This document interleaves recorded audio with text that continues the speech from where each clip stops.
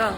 Welcome to week 5 of Balboa and Media Balboa at Earl Baldwin Hall. This is Lukasz. Tiffany. And we are going to go over what we talked about this week. We did elbow catches. We did. We started though with our warm-up, which you should do if you're about to do some Balboa to get out of the rock slide mindset.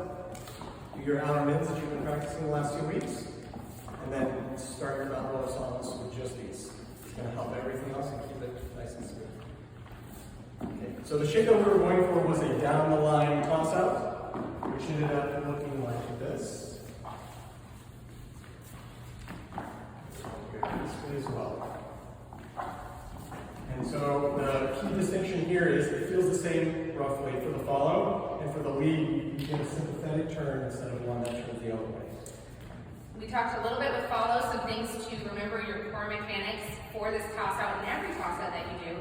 That you want to kind of have some tone through the arm. We talked about holding like a mug of coffee and having that here, also keeping your imaginary clementine or whatever it is kind of under your arm to make sure that you're not pushing this arm out. And the other thing we talked about is engaging the core but letting the hips rotate through here to get that stretch. And for leads, we stepped up and we talked about aligning our arms with our body and our leg when we come through here and not extending the arm.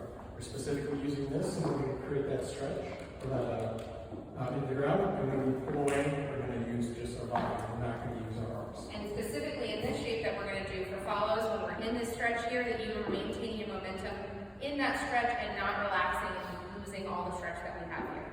We're going to keep milking that until we move. Yeah, we went over the specific timing of it, which in this case was just going to be your straight, the same. It's going to be the same timing for your first 4 for your toss out, and then just 5 and 7 slow. So it'll be 1, 2, 3, 5, 7. And you can milk this and make this longer if you don't feel the music or the time or you feel disconnected with your partner. One more time, it's 1, 2, 3, 5, 7. To get out of this, it's just going to be outer ends. So out, out, in, out, out, in. And then we did... For followers, keep your steps small. In this turn, we're not doing big, wide turns. You're keeping your feet generally right underneath you and following the momentum and the direction that you're giving. Yep.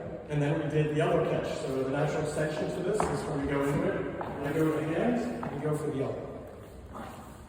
Same idea. Everything else is exactly the same, except that we are going to be closer to our partner when we do this. And if you get close enough,